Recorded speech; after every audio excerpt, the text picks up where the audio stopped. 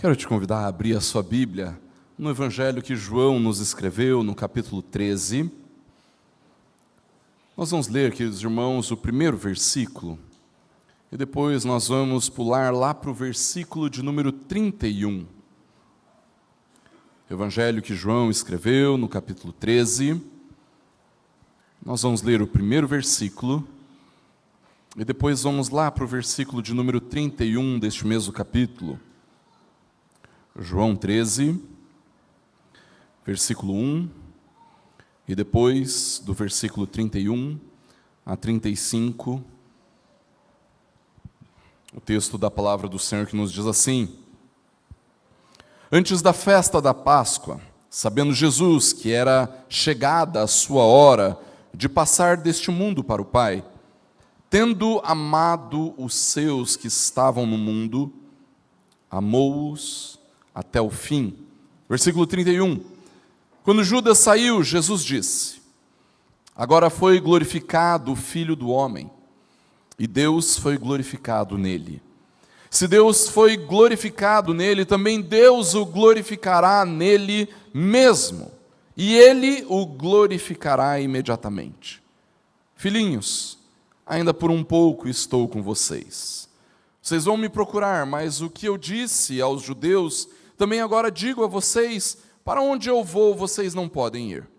Eu lhes dou um novo mandamento, que vocês amem uns aos outros, assim como eu os amei, que também vocês amem uns aos outros.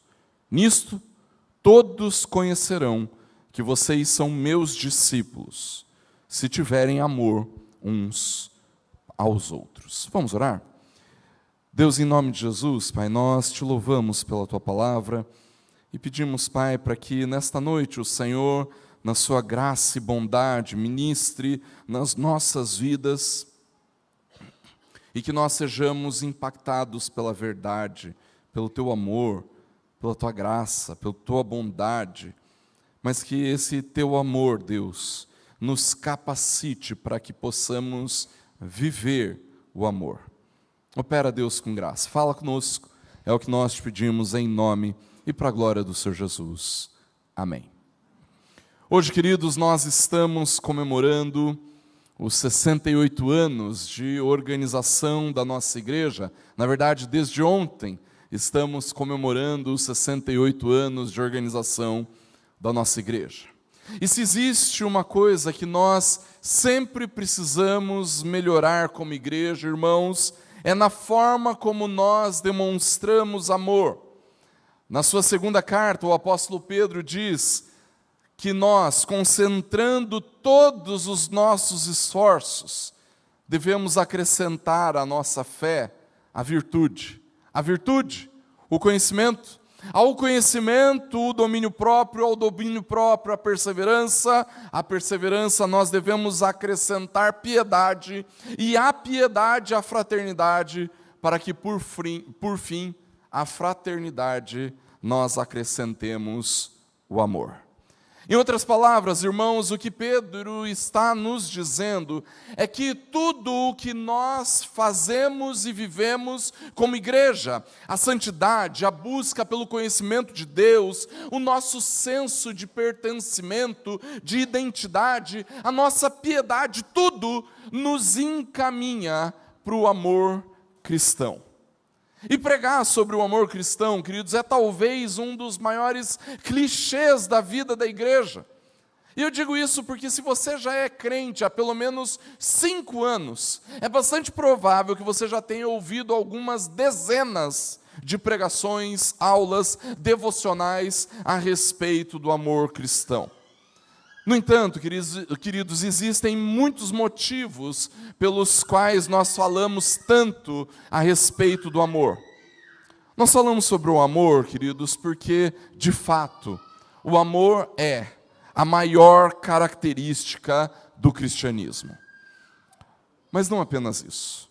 Nós também falamos muito a respeito do amor cristão, queridos, porque ele é muito difícil de ser vivido. Não é verdade? E eu digo isso, irmãos, porque o amor cristão não tem em si mesmo nenhuma perspectiva de simpatia, de empatia, ou então de um sentimento em direção às outras pessoas. Na verdade, amar, de acordo com a palavra, não é um mero sentimento, irmãos. Na verdade, nós entendemos que é justamente o contrário. O amor é o fundamento de todo sentimento que nós temos por outras pessoas. Em outras palavras, irmãos, nós não deveríamos amar os nossos irmãos porque nós gostamos deles. Ao contrário, nós deveríamos gostar dos nossos irmãos porque nós amamos os nossos irmãos. Porque nós amamos, queridos, então nós deveríamos nutrir bons sentimentos a respeito dos nossos irmãos. Porque nós amamos, queridos, nós deveríamos ser simpáticos aos nossos irmãos. Porque nós amamos os nossos irmãos, nós deveríamos ter mais empatia com o sofrimento e com a dor do outro. Queridos, nós podemos dizer cada uma dessas coisas, porque é o amor. E esse amor cristão não é um mero sentimento positivo em relação a outras pessoas. Para os discípulos de Jesus, o amor é a base de todo relacionamento. E isso acontece, queridos, porque justamente o amor é a grande marca dos discípulos de Jesus. Nós somos convocados a viver um amor sacrificial, um amor que serve, que é expresso através do serviço. E tudo isso, irmãos, porque nós entendemos que nós somos amados por Jesus. Ele é o Rei de amor, que nos amou, que demonstra amor, e que o tempo todo nos ama, e nada do que nós façamos ou deixemos de fazer faz com que o amor de Cristo por nós diminua, ou seja, sequer modificado. E se nós somos amados por Jesus, queridos, então, e esse amor é a maior característica dos discípulos de Cristo, então, queridos, nós devemos servir os nossos irmãos. Mas você lembra que eu disse que o amor cristão, esse amor sacrificial, é muito difícil de ser vivido? Então, por causa disso, você pode estar aí se perguntando: pastor, como é que eu posso amar de maneira sacrificial? Como é que eu posso amar sacrificialmente quando as pessoas à minha volta só se importam com as coisas delas? Pastor, como é que eu posso ter vontade de servir quando os meus irmãos da igreja só pensam neles mesmos? O texto que nós acabamos de ler, queridos, nos fala a respeito disso. A partir do início do capítulo 13, queridos, Jesus está preparando os seus discípulos para o momento em que ele não estaria mais com os discípulos, presente ali com eles. Jesus estava preparando essa nova comunidade, esse ajuntamento de discípulos, a nova comunidade cristã, para o momento em que ele seria glorificado. E quando nós olhamos para o texto, queridos, nós vamos ver que Jesus tinha acabado de demonstrar amor, lavando os pés dos seus discípulos. É isso que acontece nos primeiros versículos do capítulo 13. E esta é uma grande demonstração de serviço, uma grande demonstração de comunhão, uma grande demonstração de amor. No entanto, queridos, existia alguém ali, naquela comunidade de alguns discípulos, que não fazia parte dessa realidade. Isso porque, no versículo 11 do capítulo 13, Jesus deixa bastante claro que nem todos que estavam ali estavam purificados pela palavra de Jesus. Entre eles estava o traidor, Judas Iscariotes. E é exatamente por isso, irmãos, que então, a partir do versículo 18 do capítulo 13, Jesus aponta aquele que iria traí-lo, e mais do que isso, irmãos, ele faz que Judas se retire, para que então o Senhor pudesse ministrar aos seus discípulos a respeito dessa nova realidade na vida da igreja, na vida da comunidade cristã, na vida daqueles que creem. Em outras palavras, queridos, depois que Judas saiu, Jesus passa a ensinar aos seus discípulos a respeito de como essa comunidade da nova aliança deveria viver. E essa comunidade seria baseada no amor de Jesus pelos seus discípulos. E nós entendemos isso, queridos, porque se nós somos amados por Jesus, e o amor é a maior característica dos discípulos, então nós devemos servir os nossos irmãos. Por isso, em primeiro lugar, nós devemos servir os nossos irmãos, queridos, porque existe glória no amor sacrificial. Existe glória no amor sacrificial. A comunidade da nova aliança é marcada pelo amor sacrificial.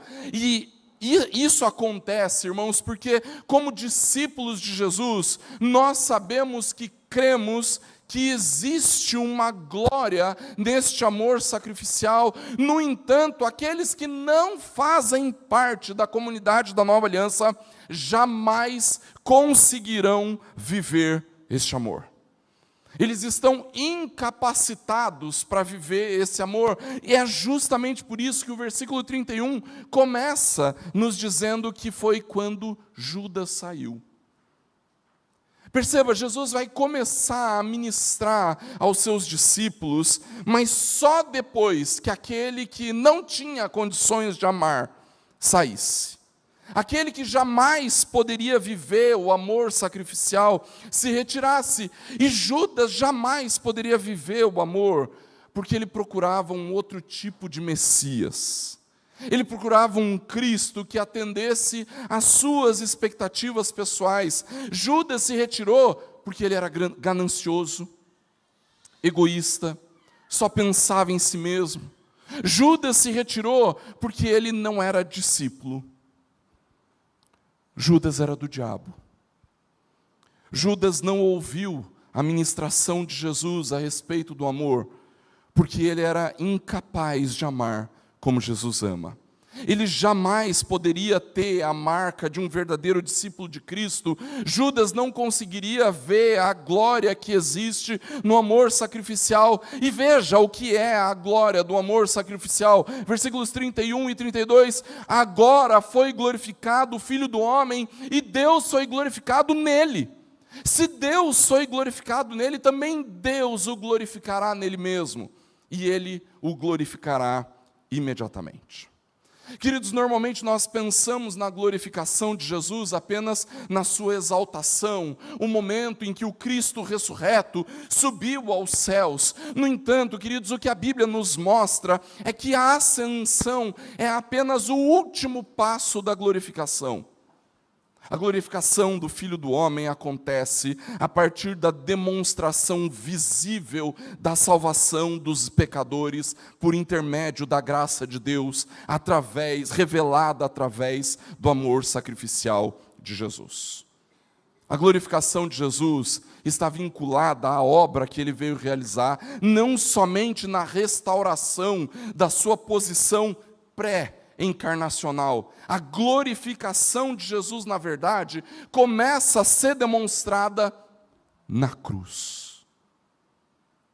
E nós podemos dizer isso, irmãos, porque toda essa passagem é o cumprimento da profecia de Isaías 49, versículo 3, que nos diz: você é meu servo, você é Israel, por meio de quem hei de ser glorificado. O Senhor, o nosso Deus, escolheu ser glorificado através do maior e mais nobre ato de serviço já realizado. Jesus foi glorificado na cruz, e Deus, o Pai, foi glorificado em Cristo. A cruz é o momento supremo da revelação divina, queridos. O maior momento da demonstração da glória foi a vergonha da cruz. E se nós queremos entender quem Deus é, irmãos, não existe lugar que seja melhor do que a cruz, para onde nós possamos olhar. A cruz é o momento mais elevado da revelação de Deus aos seres humanos. Na morte de Jesus, queridos, nós vemos a santidade e o amor de Deus. Nós vemos a justiça e a misericórdia de Deus. Nós vemos o juízo e a graça de Deus. Nós vemos a soberania e a humildade. Nós vemos a sua sabedoria e paciência. E tudo isso porque Jesus estava demonstrando a glória desse amor pactual, sendo demonstrado através do seu sacrifício, através do serviço. Uma vez, um conhecido meu perguntou para mim qual era o motivo pelo qual todas as igrejas, ou quase todas as igrejas, tinham uma cruz como um símbolo. E o questionamento dele foi o seguinte: a cruz é um símbolo horrendo. Centenas, talvez milhares de pessoas foram mortas em uma cruz. A cruz é um símbolo de dor. A cruz é um símbolo de sofrimento. A cruz é um símbolo de morte. E é horrível vocês terem este símbolo na igreja de vocês. No entanto, queridos, o que nós entendemos é que, para nós, a cruz é um símbolo de glória. Jesus estava revelando para os seres humanos que Deus é amor. E que o seu amor é tão intenso que ele se dispôs a oferecer o seu Filho para ser o nosso Redentor. A cruz é um símbolo de glória, irmãos, porque a lógica do cristianismo é diferente da lógica deste mundo. No cristianismo, dar é melhor do que receber. No cristianismo, irmão, os últimos são os primeiros. Nós somos amados por graça e não por méritos. Na vida cristã, a humildade liberta, o serviço dignifica. Na vida cristã, irmãos, é quando o nosso joelho atinge o chão e a testa encosta na terra que nós alcançamos e tocamos o céu. A lógica do cristianismo é diferente, porque a cruz é glória. É por isso que a sua glória não pode estar na Smart TV nova que você comprou para ver o Brasa jogando na Copa. É por isso que a glória, a sua glória, não está no seu sucesso profissional. É por isso que a sua glória não está no fato de você vir à frente, aparecer para a igreja todo domingo, ou na liderança que você exerce.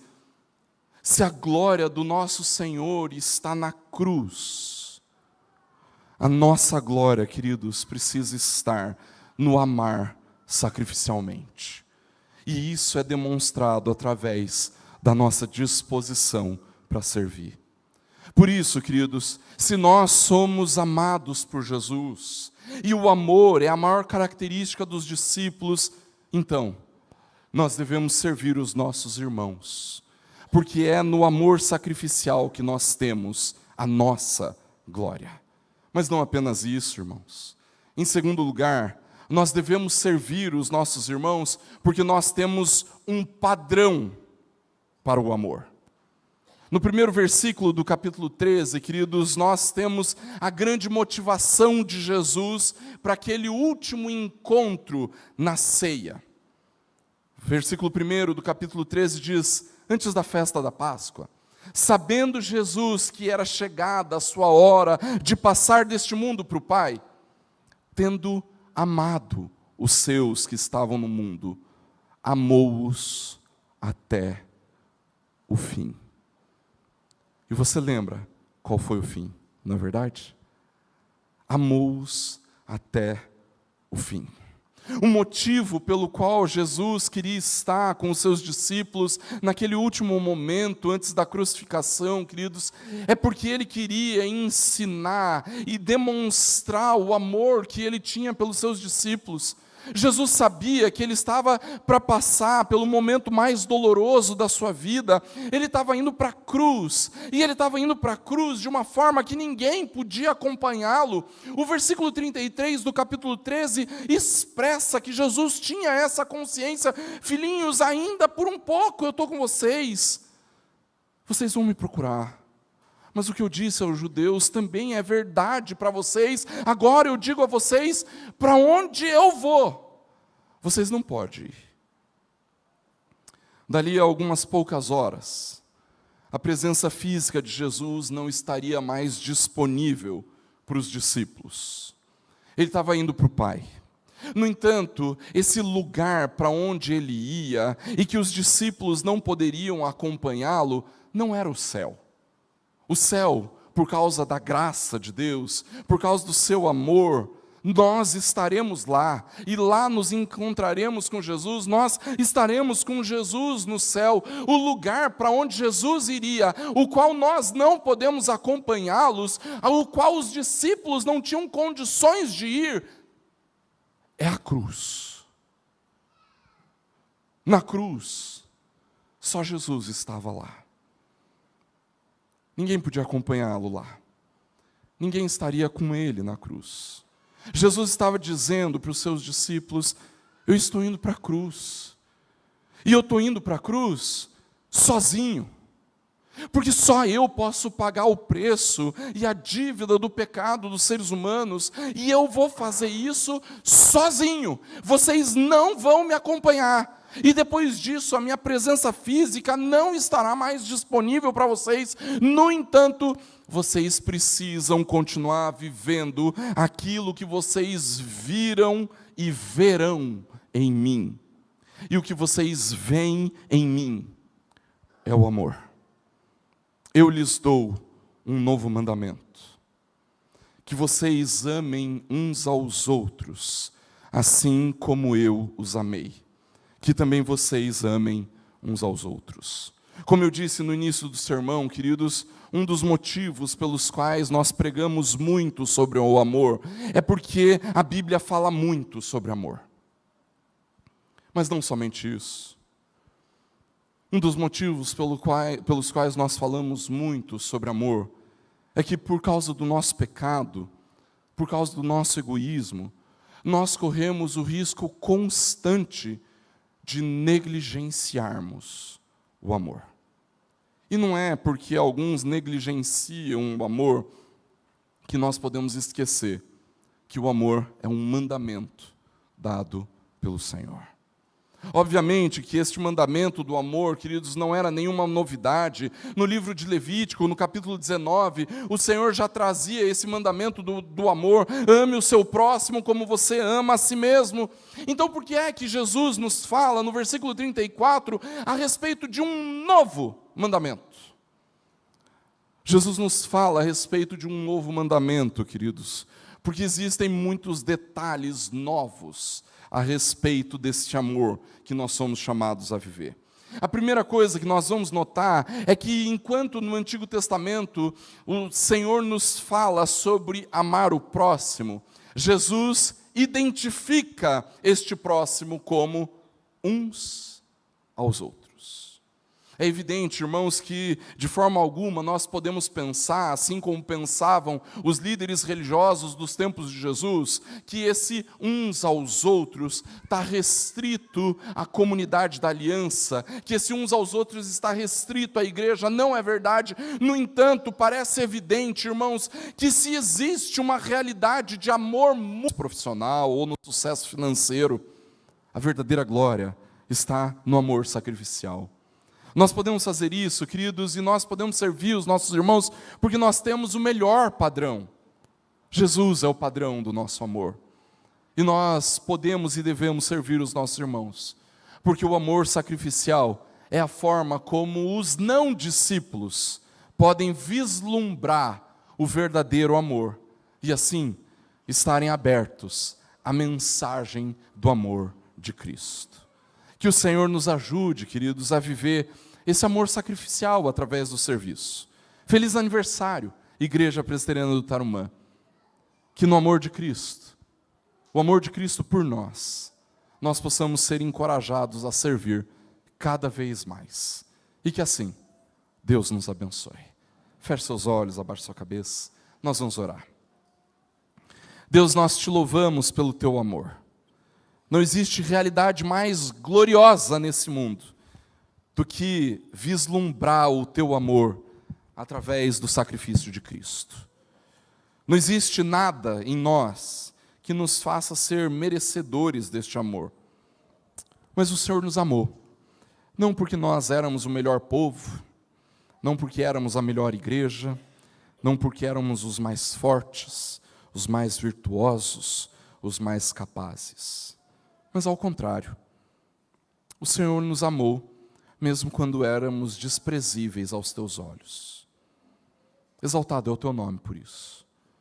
Deus, nesse momento nós clamamos para que esse amor glorioso, esse amor imenso, esse amor imutável, esse amor gigante, possa ser o grande combustível para vivermos o amor de uns com os outros. Opera, Deus, com graça, nos capacitando ao serviço, mas principalmente nos motivando ao serviço. Fala conosco, ministra os nossos corações. E que em todo tempo, nós como Igreja Presbiteriana do Tarumã, possamos demonstrar amor uns aos outros, para que este mundo creia na mensagem de amor que nós proclamamos. Opera em nós, age com graça, é o que nós te pedimos em nome de Jesus. Amém. Se você pode, eu quero te convidar a se colocar de pé, eu vou impetrar a bênção, logo em seguida nós vamos cantar o amém, e assim nos despedimos na paz do Senhor. Recebam a bênção do Senhor. Que a graça do Senhor Jesus, o amor incomparável, imutável, grandioso, imenso, eterno de Deus, o nosso Pai, e a consolação do Espírito Santo de Deus seja com você, com a sua casa e com todo o povo de Deus espalhado pela face da terra hoje e para todo sempre. Amém.